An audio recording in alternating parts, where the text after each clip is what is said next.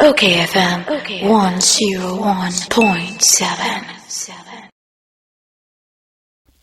Enwa NDC for ayen semtofo nhyiamu na mame nkọ minua Sami Jamfi ho emusa ne sese obo ne tofa ensem bayi na wo mudi gu akwa mu Sami Jamfi communications officer e de ema NDC amanyuku memo ache Mama me do so. na boko de What did I say? enwa we no friends a moment of truth on We as a trophy shim ya shese na what we be ye nti after the weekly press briefing.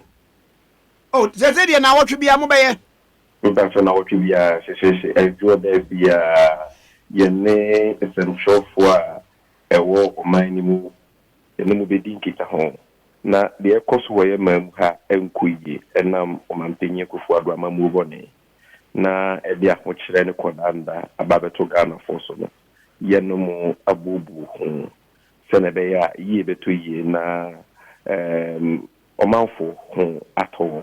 That is our responsibility as the largest opposition party.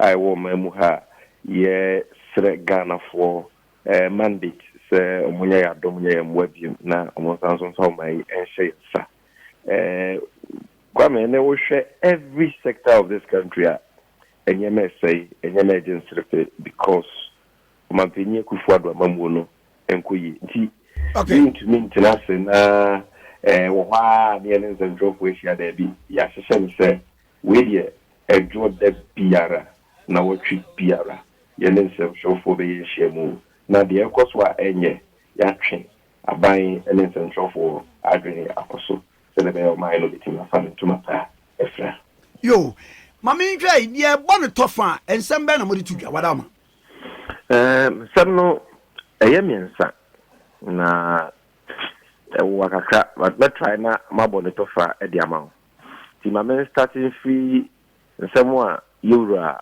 Honorable Atufo Sena, or ye ranking member on Parliament's Finance Committee, Edituga. We are about Honorable Muntaka Asemo Edituga. So, and yaka abain jumedivia yatuni din coronavirus alleviation program. Husika sem yaka hwa sem ejumedi na se. Na di woman yina na kwame yarebone ya ini edu coronavirus ebaye ema omaino ye lockdown ewo enkran Kumasi Tema Kaswa ene nempatamu lockdown no de ahokyere ebeto Ghana foso enunti no omampenye Kufuado ne finance minister Kenuforiata ekomrashe bidwam se yemma ne sika na onfanto aduane nsuo na onfam wa hiafo se ne be ya omo ho be hinhan omo hiafo a enkankan omo wo sa lockdown areas no ampampa ma parliament ema ho kwan sa nti ubehwa a omampenyi Mahama ofu akonya so 2017 sika bia oja no fotu bia ye friend stabilization fund mu Sikana na ebe 1.2 billion cedis. In dollar no be $200 million. Wodi jasa aban we no. Na parliament ma ho kwan se. President Mahama jamu sika was stabilization fund. Nti se mo se mo be coronavirus alleviation program. O pisika to aduane nsuo ne sa anyama na bo ahiafo a ene mo fesa sika we na mo fanya. Ye di sika na ma aban. Se bi enye sika ni nyina na aban ayiso awie. But sikane fembi wo ho a abanya yusu awie za ne fa no eye be miensa didi kan 40 million cedis a ye de ma aban se onfa no aduane hyehye na onfa ma ehiafo ye friend hot news za sikano de bucket de ni mu a 400 billion Ghana cedis eni ewie ye no ye sanso ma 40.3 million cedis a se no mo fan share aduane ayenya no aye more and one kusia Emma Hiafo in lockdown areas. and also no the budget is ikemu a 403 billion. Yewie ye and I am 200 million Ghana cedis. What the budget is ikemu a 2 trillion. Say omo fanton nsuo. Afia nsuo ni momu ni pipe no. Na ye mobilize tankers o mampenyi ka say obema tankers akọ afia mu e di nsuo akọ bo mu a omu ni nsuo e wo mu fie because of the lockdown. Enti wo kansa sika ebo mu a 280 million Ghana cedis and connected to sika no 2.8 trillion na minia enye sika ketwa.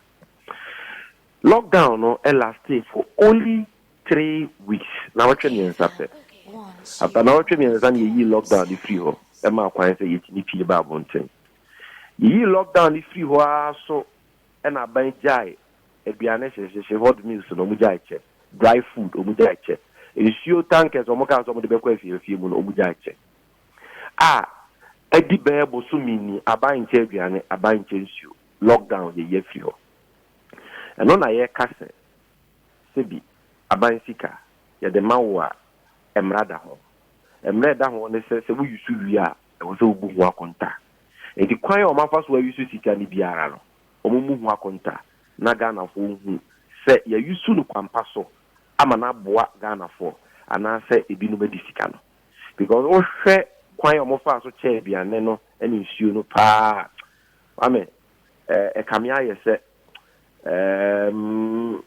nyen sikafa ebinu munsase aban penyufo sa na asana ezana ye beto aso no se aban di sika bi ba abonten wo de hye nipa bi nsam wo mo bo ho bra ti se de mo kasa aban mebu akonta no the work of a political party a Ghanaian and now say the Auditor General. It's the work of the Auditor General on the audit so because enka fimua nka aban ne wo senka odi kan kra be boy amane no bu sika no wakonta in line with the principle of transparency and accountability. Say, Parliament, my sika say, you can say the better be an issue during the lockdown period. Lockdown, if you go, sika no kontabuni, Auditor General beating your audit. And I say, Minister no crabit go back to Parliament. Now your name is Sifu Ohono, Wabo Mama Niacho, or Coin of Us, you Sikano. Because in Pennyforce, Timofita, Tiamonku, only Mrs. Sikano, where you soon come password. You don't fear, you will be afraid of accounting to the people.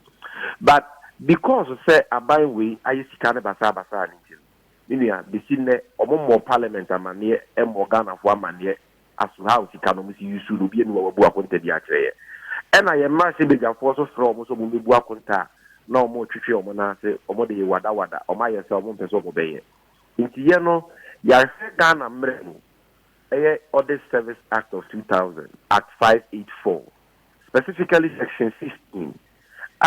Auditor General Kwan say BBB koso na ufi say in the national interest. There was all ye hwehwemu a. Mrane man Kwan say onya ade a friend of special audit. Special audit. Where different from the normal audit now we na dia any report for Parliament. We dey a special audit into that special program. We are the report to Aquacoma Parliament. And we called on the Auditor General to activate that power and conduct a special audit into the expenditure of that 280 million cedis, which is equivalent to 2.8 trillion cedis. Now, on my year, and then the crack at the Quacomano. Now, if you come in here, assembly, what again, I said, lady, I'm not say the Sicano. You can want some any sika to us. Sika no so nye o mampenye kufu ado goto sika. Oyo sika President Mahama eboabo anugu eno bi ene dia ma omo. It is o ma yusu sika na e wo say hia ye nyina wa kuntagu no nyina ya senia. Ene na ya di kan. Okay. Ya to so mi no so ne say ye nya dance ye bibire kire se sika no o ma yusu no kwampa so. Enura won central fu hia mu na se no.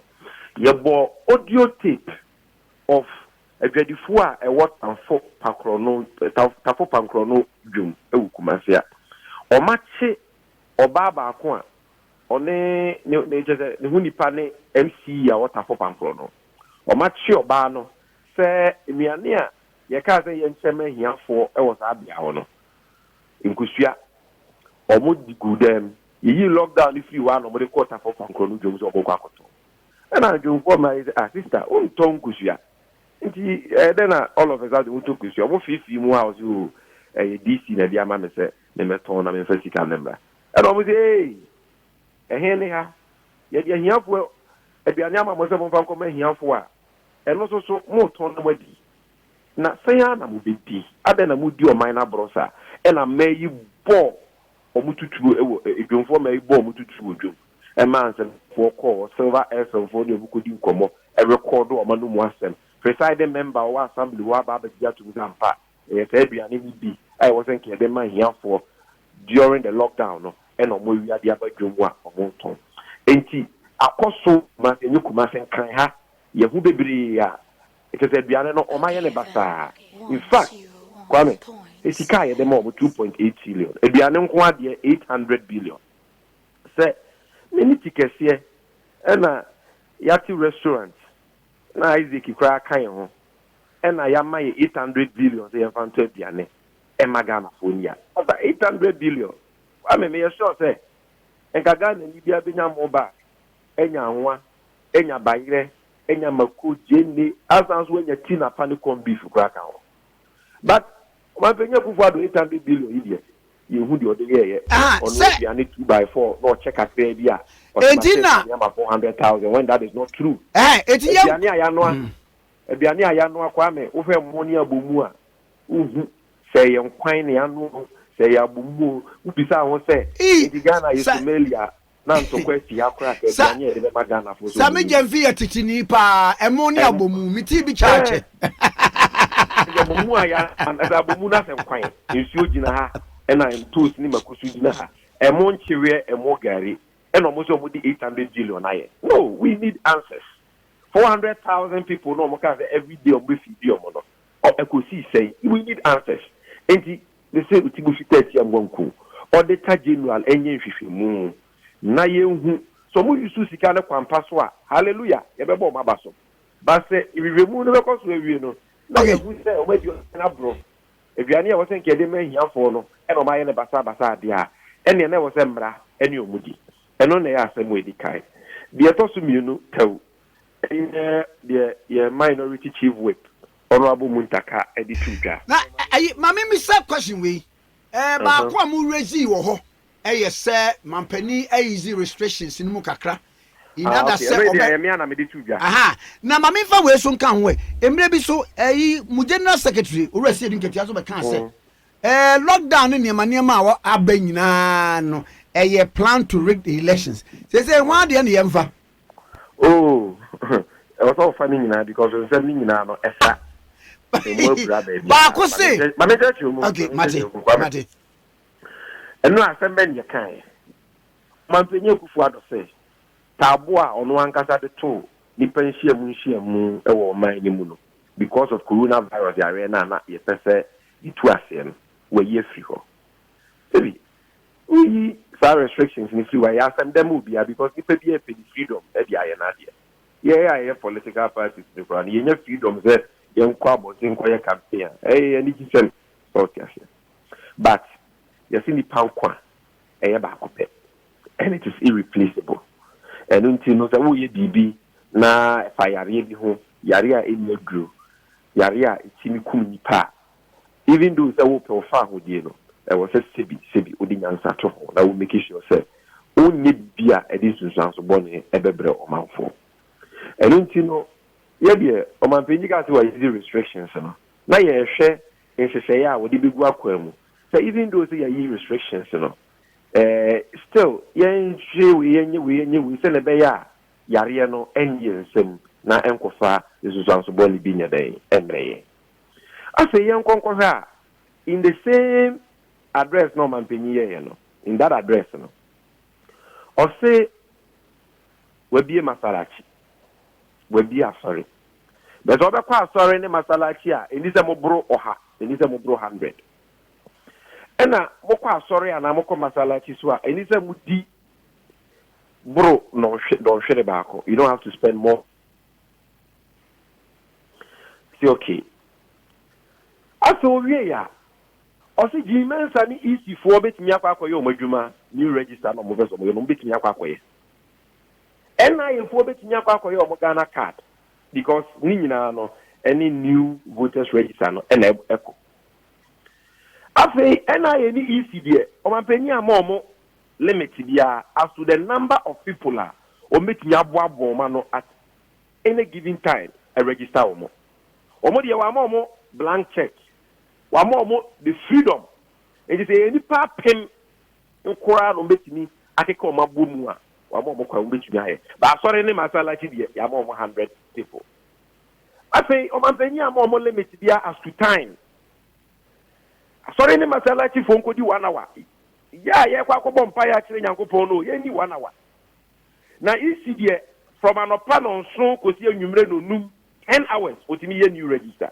Yes, as I'm one on my penny candy, and as I need to do. Ye, am I young? I didn't say. New voters register no young change pankwa.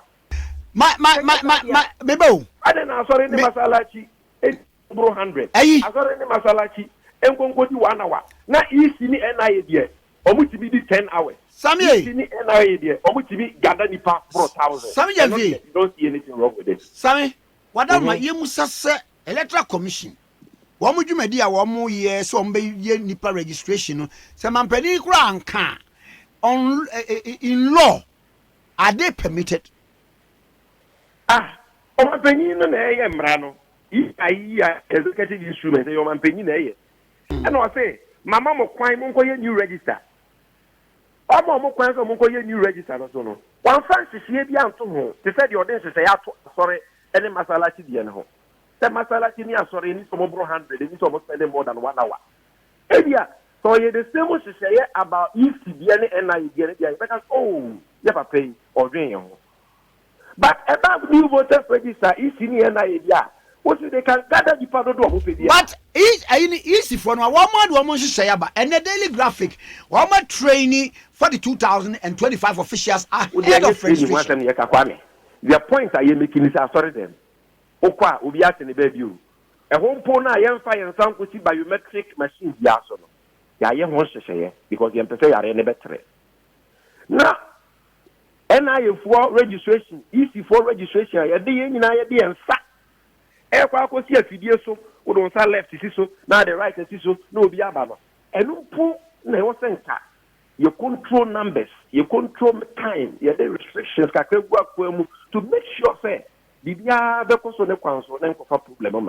And then your penny with dinosaur. And you think and no say or dream elections now person ECVM through the new voters register on or dream won't change young Kwana. Ebiam Kwame, you had to just say Ghana for what you're sorry. And in Tiabua dimension of the Electoral Commission. Edia bu nananoma tnakunya wa Ghana ano. Ame ko beti kese e mra so wo se nyina ye de ano tubi. Because sedi uni mamamra on se ya mamre.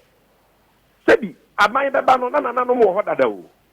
Asase a yetisu ye nanananom dia. Na nanananom frɛ Electoral Commission say wo mumra wo manim na wo meye de wo madaw no. Nanananom say sedi opanyin sefie ma sefu anya dan enfo. O mind ni why do efasa new register info.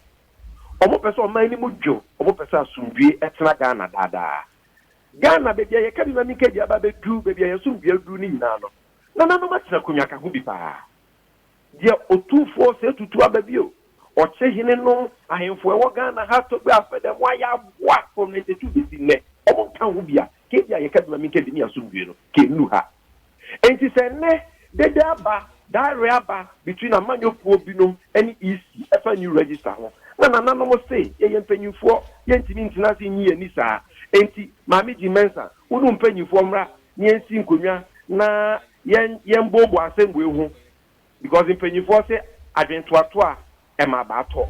Then a ya, as we be able to be a better than once here. How dare Jimensa? So wouldn't another man in to form. Now, what can I say? Won't go. How dare he mention? I don't understand how many. Now, what did you do? I am for what kind of hanging any. Mabel, is she obliged in law? Say, Fekobia Frenwa, as a so called. Oh, and of what the matter is, she's obliged in law. Me, I'm a lawyer, and I'm a no kasa. Aha, tina me bisa wo no abadam. Article 11 of the 1992 Constitution. Emra wagan han ye freba ko customary law. Ya mamre ai wo o my women e kan yamra ho. And in the house, National House of Chiefs, or more course in Nano. And I said, it's a yam rakrana. And yam rankwan, ya de idea. Sebi, I pack ya ye, because I'm ready actually. But your person, you carry Obia along with you. Yes, I am a winning answer the players who give about Obia better. I am for a fro, I am for, or 2 for 4 we pay him, Yana, I am for a winning. Now the NDC for Yakana Umu and Alpha and Yakria. And Tigana and for so, I don't know, Dimensa said, one, what yes, what the meeting I am for penny for anyone. What from you do one call. And say, or take also 2 for a friend. Yes, or the one now on qua. But on bow, your friend will come and say, okay, this is Kwame. Who you be a Kwame Comatic, so you'll be a winning mamma. We are checked. We don't have to allow a few people to. Oh, you need anyone or other for so say. The way you be ya, ya, die, Nakoya, ya, and I am for Omonia this Omonia people. Omo, homo, mine, homo, mouthful, and as soon be no more. And the Eddie Cracker, the Mensa Koya, come back, oh, the old canon room a year, then this is for near Mount Walker, and yet, they are not to be. Now, I catch NDC for some Munya, they did not, like Mensa and who knows? But we must not allow anybody in this country, Jimensa or Bosman or anybody, to disrespect our chiefs and the councils of this country. Okay. Mate, Sammy, let us say, run up, Mammy Pacho, and I'm going to Bumba. Why? Kwame Mirapua. Yeah, can you say? As some way, a yen I have here. Oh, dear Jimmy, say yen. It should let everybody know. Say, I have bad one with this weekend. So we are the panel for free work. We are the bonning to and I will dodge. I didn't see in a Ghana for our more existing voters ID card there. What to about Ghana? If you have to about from 92, be seen that card, you know what you will be. I don't know what you will bank. I don't know what you will be. Now, you meant I was so bad that you would be registered him. Among of a passport and a Ghana card, Nembra and Sama, or much me access on where Ghana for. The same way now, or young kind, and the person about my name, near Frewa. What's a won't call because who was there? We young couple. Please and please let us tell James I say enough of the arrogance, enough of the disrespect. Okay. Political parties, though, they are no problem. But man, found court, Nana Matrakuyaso. Mate, that's it. Mesmeda Sepa, Sammy Jamfi, Communications Director, Edima Elisa Manukuno. Okay, FM 101.7.